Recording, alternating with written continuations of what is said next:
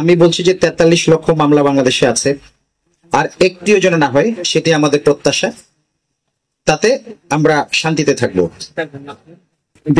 একটা বিরোধ একাধিক বিরোধ বাড়ায়, একটা মামলা একাধিক মামলা বাড়ায়।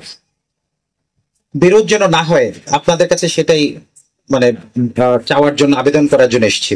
আপনারা এগুলো যতটা কার্যকর ভাবে, যতটা সহজে, যতটা দ্রুত মানুষের কাছে, যত বেশি মানুষের কাছে পৌঁছাতে পারবেন, আমরা কিন্তু পারবো না। টানা সপ্তমবারের মতো বেস্ট টিস্যু পেপার ব্র্যান্ড হিসেবে স্বীকৃতি পেয়েছে বসুন্ধরা টিস্যু। তাহলে জবরদস্তিমূলক ভাবে আরেকজনের সম্পত্তি দখল করা নিষিদ্ধ। এটা common sense. Law is nothing but common sense. আইন হচ্ছে সাধারণ জ্ঞান। আমার সব আইন কিন্তু মুখস্থ নাই, এক জীবনে সম্ভব না।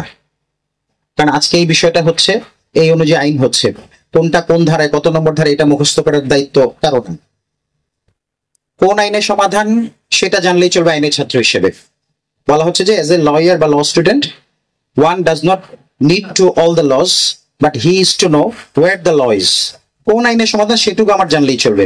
মানে এটা একমাত্র পেশা যেটা, এটা বলে ওপেন বুক এক্সাম। আপনারা দেখেন যে জজ সাহেব এবং লয়াররা সবাই কিন্তু বইটার সামনে থাকে।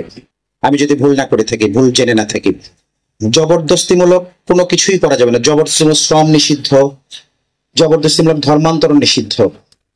তাহলে জবরদস্তিমূলক ভাবে আরেকজনের সম্পত্তি দখল করাও নিষিদ্ধ।